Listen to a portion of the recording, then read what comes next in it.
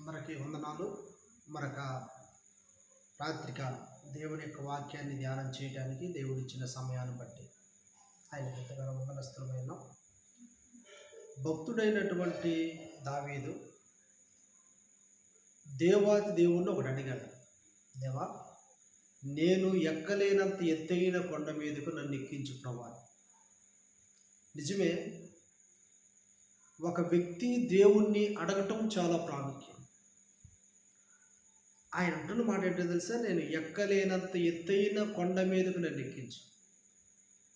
అంటే ఈ రోజున మనం నేర్చుకోవాల్సినటువంటి పాఠం ఏంటంటే, మనము కూడా కొన్ని కొండలెక్కి అనుభవంలోనికి రావాలి. భౌతికపరమైన కొండలు మనం ఎక్కగలం, కానీ ఆత్మ సంబంధమైన అనుభవాలతో కూడిన కొండలు ఎక్కడమే కష్టం. భౌతిక సంబంధమైన కొండల్లో మనం చిన్నప్పుడు ఎంత సంతోషంగా ఆనందంగా కొండలు ఎక్కుతూనే ఉన్నాం. వాటి గురించి నేను మాట్లాడటం కానీ ఆత్మీయంగా ఈరోజు క్రైస్తవుడు అనబడిన ప్రతి వ్యక్తి ఒక్కొక్క కొండలెక్కే అనుభవంలోనికి రావాలి. ఒక్కొక్క పర్వతములను ఎక్కేటువంటి ఒక అనుభవంలోనికి రావాలి. అయితే ఈ రోజున నేను ఒక కొండ గురించి లేకపోతే ఒక పర్వతం గురించి నేను మాట్లాడదలుచుకున్నాను. అదేంటంటే అరారాతు అనేటువంటి పర్వతం. ఎవరెక్కారు? నోవాహు, తన యొక్క భార్య, తన 3 కుమారులు, తన 3 కోడళ్ళు మాత్రమే అరారాతు కొండ మీదకి ఎక్కారు. ఆ దినాల్లో ఎన్నో వేలు లక్షల మంది భూమి మీద ఉన్నప్పటికీ కూడా ఆ అరారాతు అనేటువంటి పర్వతం ఎక్కగలిగిన వారు మాత్రం ఒక కుటుంబమే, ఇంకెవరు ఎక్కలేకపోయారు. ఈరోజు నీ మాట వింటున్న మన జీవితంలో అరారాతు కొండ అనుభవంలోనికి ఈ భూ ప్రపంచం మీద ఎంతోమంది ఉన్నా ఈ మాటలు వింటున్న నీవు ఆ పర్వతం అనుభవంలోనికి రావాలనేది దేవుని ఉద్దేశం. ఎంతోమంది ఉన్నారు, కానీ ఆ పర్వతం అనుభవంలోనికి రావడానికి ఈ రోజున నీకు దేవుడు అవకాశం ఇస్తాడు. ఏంటి ఆ పర్వతం యొక్క అనుభవం అంటే, ఆదికాండం ప్రారంభంలో మనకి రాయబడినప్పుడు 7వ అధ్యాయంలో ఆ తరము వారందరూ కూడా చెడిపోయి ఉన్నారు అని రాయబడింది. ఇప్పుడు మనం నోవాహు గురించి మాట్లాడుకుంటున్నాం.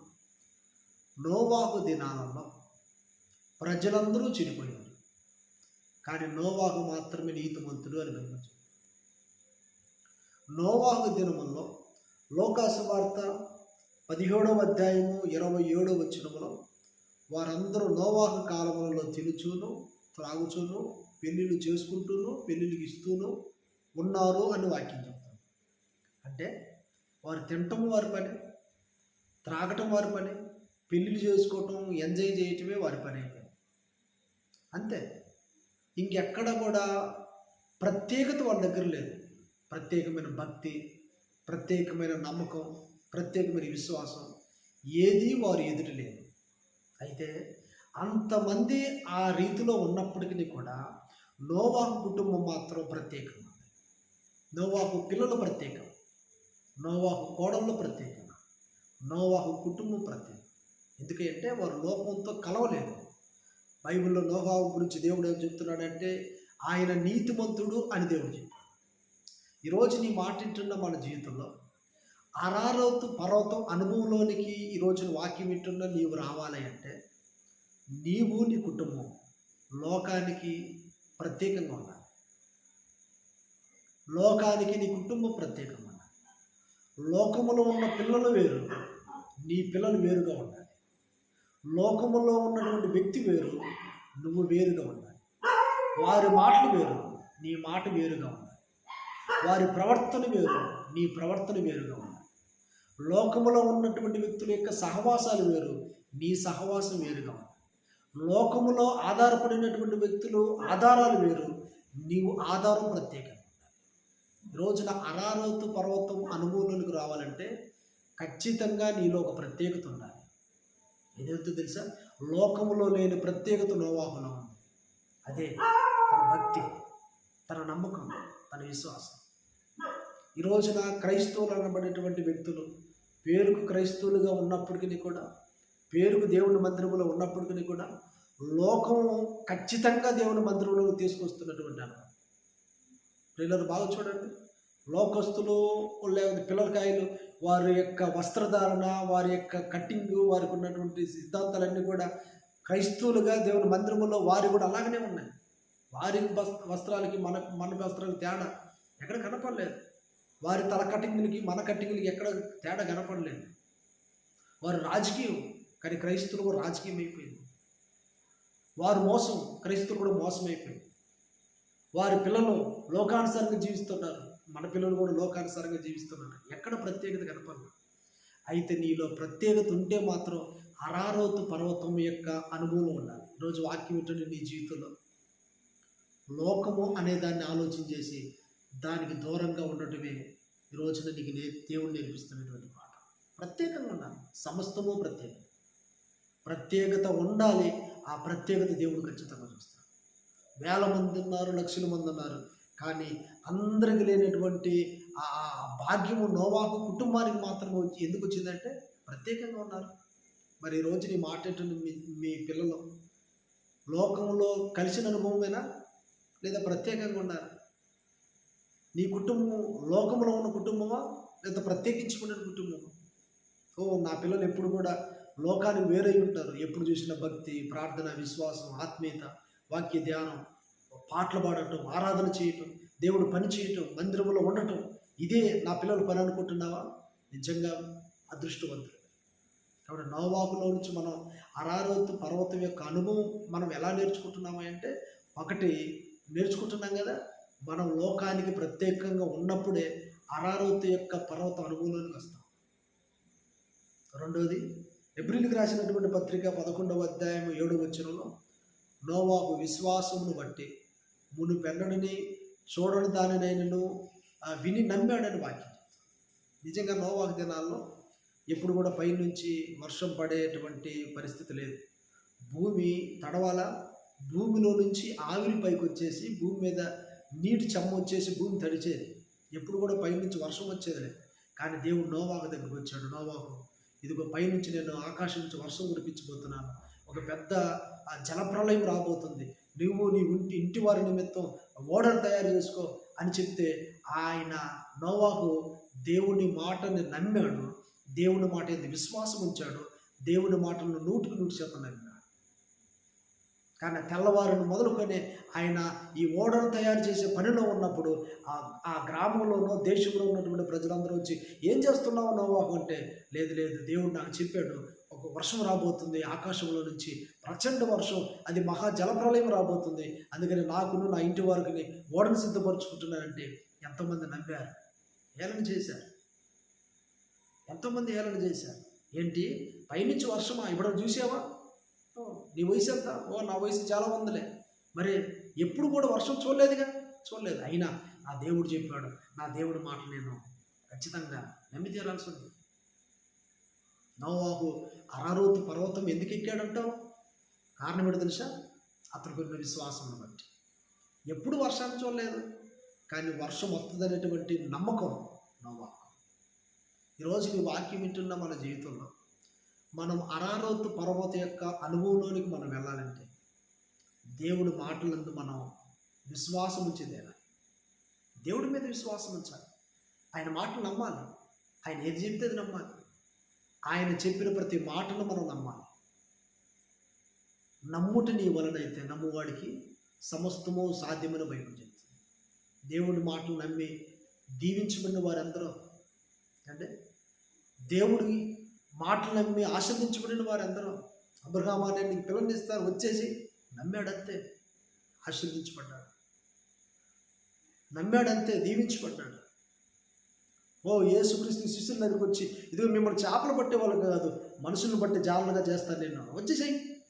నమ్మారు. ప్రియులరా, దేవుడు విడిచిపెట్టాడా? అబ్రహామును విడిచిపెట్టాడా?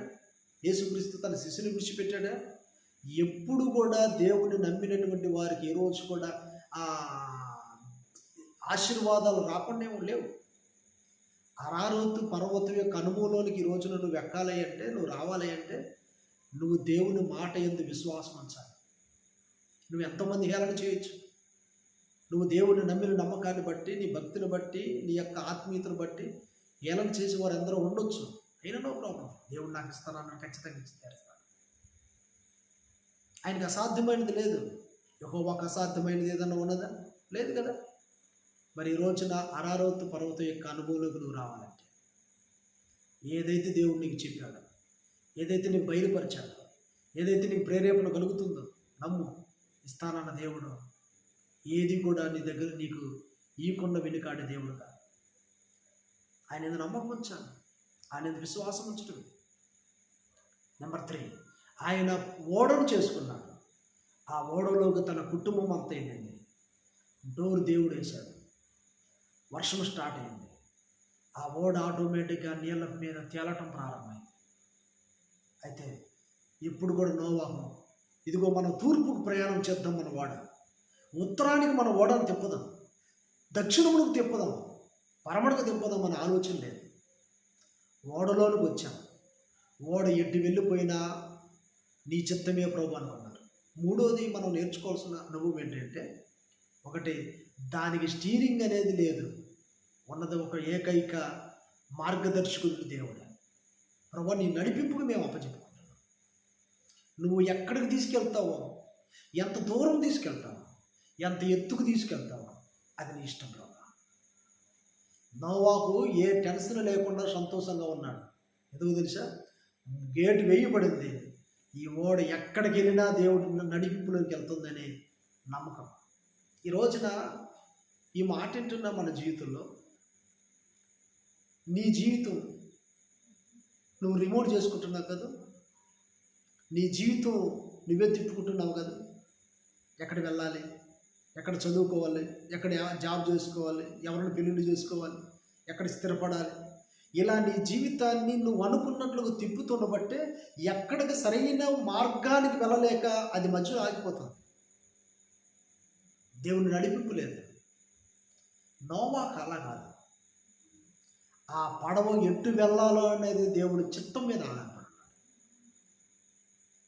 ఆ పడవ సరాసరి కొన్ని కిలోమీటర్లు పోయిన తర్వాత, ఎక్కలేనంత ఎత్తైన కొండ మీదకి ఎక్కిపోయిన తర్వాత, ఏదో చిన్న కొండ కాదు, లేదా చిన్న పర్వతం కాదు, అరారాతు అనేటువంటి ఒక పెద్ద పర్వతం మీదకి వచ్చి అక్కడ నిలబడి. ప్రియులారా, నీకై నువ్వు ప్రయత్నం చేస్తే నువ్వు కొంచెం మాత్రమే ఎక్కగలవు. దేవుడు నడిపింపుకు నిన్ను నువ్వు అప్పచెప్పుకుంటే నిన్ను ఎక్కలేనంత ఎత్తైన కొండ మీదకి దేవుడు ఎక్కిస్తాడు. చాలామంది వారికై వారు స్వతహాగా అనేకమైన ప్రయోగాలు చేసి చతికిల పడిన వారు ఉన్నారు. దేవుని మీద ఆధారపడి ఆశీర్వదించబడిన వారు ఉన్నారు. ఎందుకు? ఎవరు నువ్వు? నీ జీవితంలో ఎత్తెదగటానికి నీకై నువ్వు ప్రయత్నిస్తున్న వ్యక్తివే, లేకపోతే ప్రభు నువ్వే నన్ను ఎక్కించు ప్రభు అని చెప్పి దేవుడి మీద ఆధారపడుతున్నటువంటి వ్యక్తివే? కొన్ని రోజుల తర్వాత ఆ పడవ అరారోతు అనేటువంటి ఒక గొప్ప పర్వతం మీద నిలబడింది. అరారోతు పర్వతం మీదకి వెళ్ళడానికి సాహసం నోవాహు ఏం చేయలేదు. దేవుడు అక్కడికి తీసుకెళ్ళాడు. ఊహించని కార్యం, ఒక అందని కార్యం. ఎప్పుడైనా నేను ఆ పర్వతం మీదకి ఎక్కగలనని నోవాహు అనుకున్నాడా? అనుకోలేదుగా. కానీ ఎక్కించాడు. మనం ఎక్కలేనంత ఎత్తైన కొండ మీద, ఎక్కలేనంత ఎత్తైన కొండ మీదకి దేవుడు నిన్ను ఎక్కిస్తాడు. నీ జీవితంలో ఊహించింది చాలా తక్కువే. దేవుడు నీ జీవితంలో నీ కొరకు దేవుడు ఊహించింది చాలా గొప్ప. ఈ మాట వింటున్న ప్రియ సహోదరుడా, సహోదరి, అరారోతు పర్వతం యొక్క అనుభవంలోనికి నువ్వు వెళ్ళాలంటే, ఒకటి, నువ్వు లోకానికి నీకు ఒక ప్రత్యేకంగా ఉండాలి. లోకానికి పూర్తిగా నువ్వు వేరే ఉండాలి. రెండోది, విశ్వాసమును బట్టి నోవాహు అది వరకు ఎన్నటూ చూడలేనటువంటి దానిని విని నమ్మాడు. నువ్వు కూడా దేవుని విశ్వాసం ఉంచాలి. దేవుడి మాట నమ్మాలి. దేవుని మాట ప్రకారం నడుచుకోవాలి. దేవుని మాట ప్రకారం జీవించాలి. దేవుని మాట ప్రకారం బ్రతకాలి. మూడోది, దేవుని నడిపింపులోనికి నువ్వు రావాలి. నీ జీవితం నీ చిత్తం కాదు, నీ జీవితం ప్రభు చేతిలో పెట్టు. ఆయన తన ఇష్ట ప్రకారంగా నిన్ను ఆశ్రయిస్తాడు. అందుకని అంటాడు, అరారోతు పర్వతం అనుభవంలోనికి రావాలంటే నీకై నువ్వు అక్కడికి వెళ్ళలేవు. దేవుడు నిన్ను అక్కడ నడిపిస్తే తప్ప. ప్రియులారా, ఒక మాట, దావీదు గొర్రెలు కాసుకునేవాడు, కానీ ఇజ్రాయేల్ దేశానికి 40 సంవత్సరాల రాజయ్యాడు. దావీదు బలము, దావీదు శక్తి కాదు, దేవుడు దావీదును ఆశీర్వదించాడు. పెంట కుప్పల మీద నుంచి దీనులు లేవనెత్తే దేవుడు, గర్విష్ఠులను సింహాసనాల నుంచి దిగ్గొట్టి దీనులను అక్కడ కూర్చుని పెట్టే దేవుడు ఆయన. కాబట్టి ఈరోజు నీ మాట వింటున్న నీ జీవితంలో దావీదును ఆశీర్వదించిన దేవుడు, ఎక్కలేనంత ఎత్తైన కొండ మీదకి నోవాహుని ఎక్కించిన దేవుడు నిన్ను కూడా ఎక్కించడానికి, ఆత్మీయమైనటువంటి ఎదుగుదల దేవుడు నీకు ఇవ్వడానికి సిద్ధంగా ఉన్నాడు. అయితే నువ్వు లోకానికి ప్రత్యేకంగా వేరై ఉండాలి. అప్పుడు ఖచ్చితంగా ఎక్కలేనంత ఎత్తైన కొండ మీదకు నువ్వు ఎక్కగలవు. రెండవది విశ్వాసం ఉండాలి. అప్పుడు విశ్వాసమును బట్టి దేవుడు ఖచ్చితంగా నిన్ను ఎక్కలేనంత ఎత్తైన కొండ మీదకు నిన్ను ఎక్కిస్తాడు. మూడవది ఆయన నడిపింపులోనికి రావాలి. నీ జీవితం ఆయన చేతిలో పెడితే ఆయన నువ్వు ఊహించిన దానికంటే అత్యధికంగా మేలులు చేసే దేవుడు. దేవుడి మాట దీవించి ఆశ్రయించిన దాకా.